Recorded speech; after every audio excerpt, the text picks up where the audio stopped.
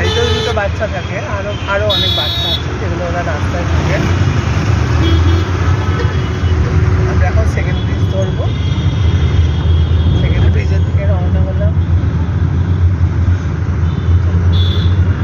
এটা হচ্ছে ডিভাইডার, আমাদের বাড়ির সামনে ডিভাইডারটা ভেঙে গেছে, এখানে ডিভাইডারটা এখনও আছে, কারণ আর একটা ফ্লাইওভার হচ্ছে সাঁতরাগাছি ব্রিজের ওপরে।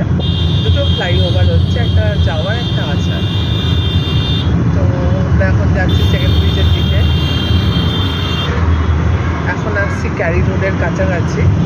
আমাদের নেক্সট অফিস যেটা সেটা হচ্ছে ক্যারি রোড। ক্যারি রোডের পরে আসবে সেকেন্ড ব্রিজ, টোল আসবে, তারপর second bridge.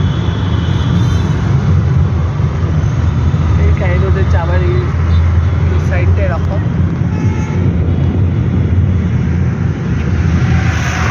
Carry road stoppage এসে গেল, এই লোকজন দাঁড়িয়ে আছে ক্যারি রোড স্টপেজ।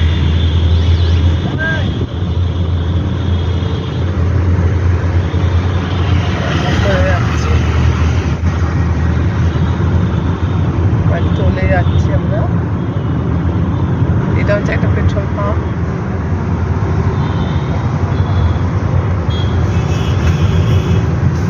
ঠিক ব্রিজে ওঠার আগে এই পেট্রোল পাম্পটা পড়ে।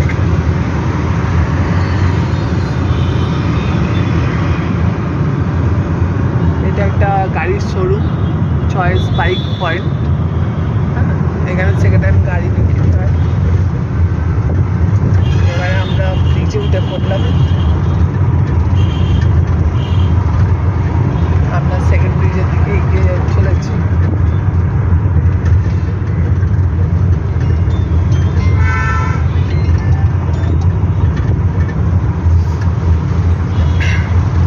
এটা হচ্ছে অ্যাকচুয়ালি শিবপুর এলাকা।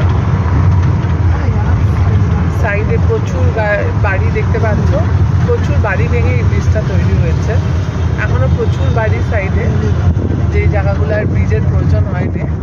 এখানেই মমতা ব্যানার্জির নবান্ন আছে, তোমরা দেখতে পাবে। এই যে এটা হচ্ছে নবান্ন, যেখানে আমাদের দিদি বসে। ঠিক আছে, দেখতে পাচ্ছ তোমরা নবান্নটা? হ্যাঁ, এইটা হচ্ছে নবান্ন।